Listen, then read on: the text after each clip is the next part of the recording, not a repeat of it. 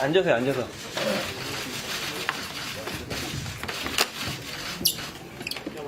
안녕하셨습니까? 안철수입니다. 오늘 아침에 33번째 열리는 5.18 민주화 운동 기념식에 다녀왔습니다.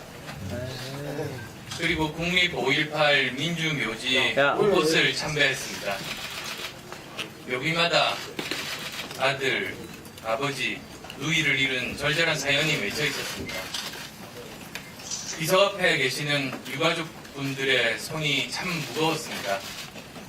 내리는 걸음걸음마다 조심스러웠습니다.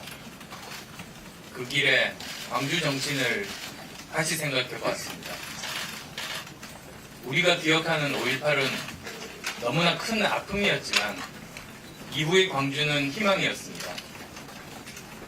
한동안 광주 정신은 시대의 슬픔을 넘어 대한민국의 이정표를 세우는 커다란 좌표였습니다. 하지만 지금 그 좌표가 흔들리고 있습니다.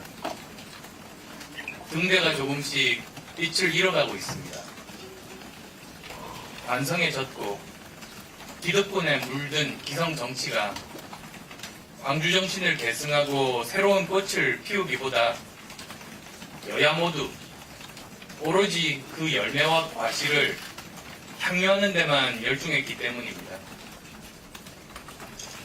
이것은 나아가서 우리의 정치적 리더십이 희생과 헌신이라는 고귀한 덕목보다 오로지 지역주의와 이념 대립이라는 구도로 경쟁에만 몰두해온 탓이라고 생각합니다. 제가 지난 대선 때 이런 문제 제기를 바탕으로 새정치라는 어젠더를 내세웠습니다. 하지만 정치 세력도 부족하고 시간도 부족하고 또 제 자신 스스로 부족했던 탓에 실현하지 못했습니다. 또 그때를 돌아보면 그렇게 한없이 부족했던 저였음에도 불구하고 광주는 제게 특별한 성원, 기대를 보내주셨습니다. 저는 그것을 결코 잊을 수 없습니다. 정당도 없는 무소속 후보였던 저를 충장로에서 대학에서 반갑게 맞아주고 손을 잡아주시던 광주의 손들을 잊을 수 없습니다. 이 자리를 빌어 다시 한번 깊이 감사드립니다. 진심으로 감사합니다.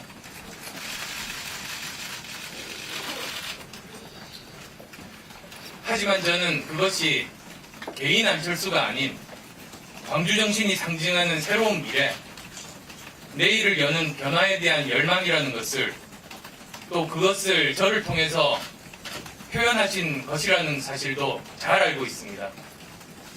그래서 저는 지금 이 자리에서 분명하게 약속드릴 수 있습니다. 지난 대선 과정에서 제대로 구현하지 못했던 그 변화에 대한 열망을 온전히 받아들이겠습니다. 그러기 위해서는 많은 준비가 필요하고 또 적지 않은 시간이 필요하고 뜻을 함께할 좋은 동반자들이 필요하고 또 많은 분들의 믿음과 지지가 필요합니다. 아울러 그 열망을 실현하기 위해 몇 가지 과제가 있다고 생각합니다. 첫째, 87년 민주화 이후 형성된 기득권 정치체제를 청산해야 합니다. 87년 민주화 이후 우리는 제도적, 절차적 민주주의를 발전시켜 왔습니다. 그러나 제도와 절차의 수준에 정치 행태와 문화가 따라가지 못했습니다. 금권 정치, 보수 정치, 밀실 정치를 극복하기도 전에 배제와 증오, 이념 과잉의 정치가 자리 잡았습니다. 적대적 공생관계에 의한 기득권 정치가 지속되고 있습니다. 지금 우리 정치는 민주주의에 맞는 내용과 문화를 갖추지 못하고 있습니다. 87년 정치체제는 시대 흐름에 능동적으로 대응하지 못했습니다. 오늘의 모순을 방치하고 결과적으로 심화 확산시켰습니다. 저는 단언합니다.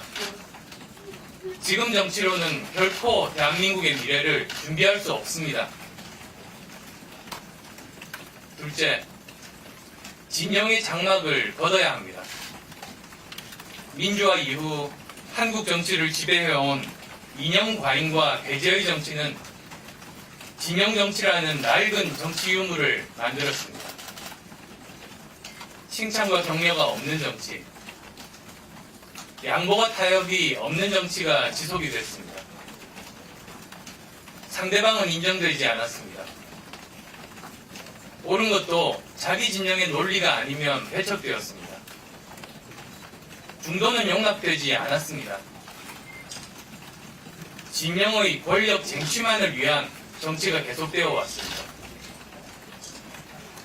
다원화되고 중층화된 현대사회 각종 문제에 이념 과잉의 기계적인 논리는 문제 해결을 더욱 어렵게 했습니다.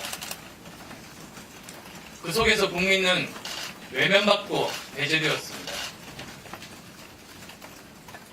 저는 지난 대선 출마 이후 끊임없이 어느 한편에 설 것을 요구받았습니다.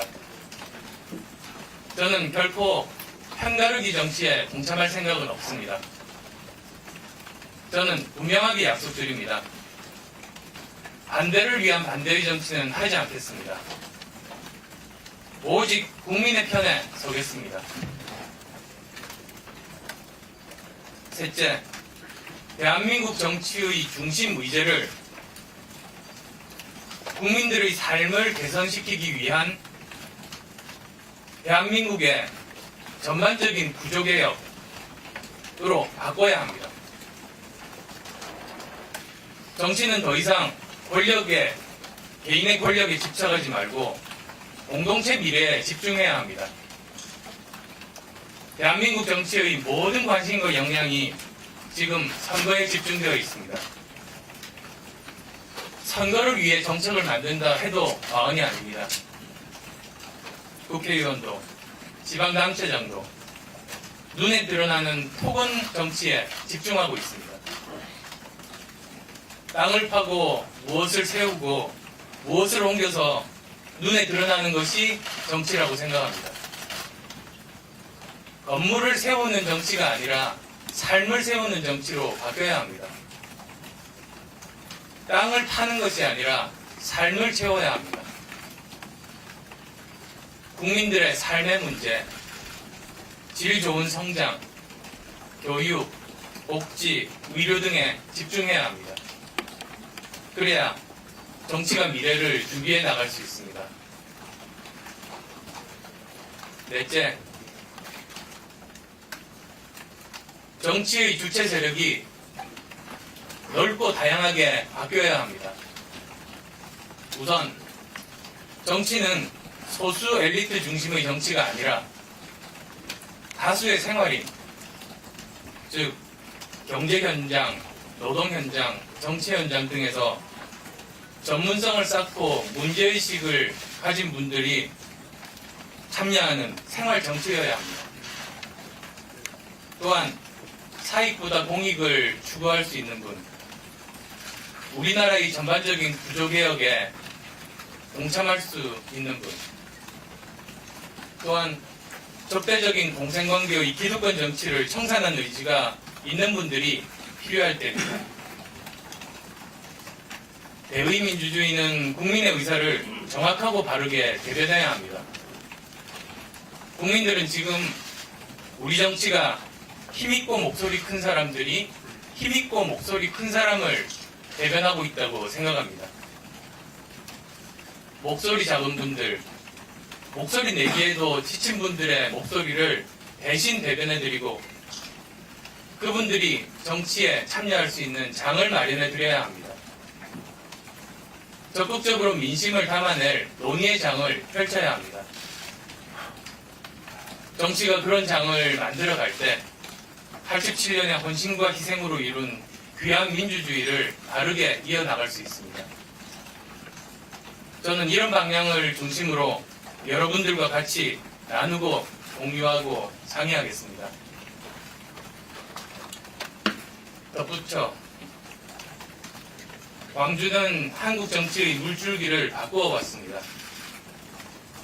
과거의 광주가 그리웠듯이 지금의 광주 역시 대한민국 정치개혁의 씨앗이 되어주시고 중심이 되어주시기를 바랍니다. 저는 그 마중물이 되겠습니다. 마지막으로 그동안 멀리 저를 응원해주신 마음들 한순간도 잊지 않고 무겁게 간직하겠습니다. 오늘 참외길에서 배웠던 이한열 열사의 어머님 무거운 손, 그리고 초심 잃지 말라는 그 말씀 꼭 가슴 깊이 새기겠습니다. 이 자리를 빌어 다시 한번 감사의 말씀을 드립니다. 고맙습니다.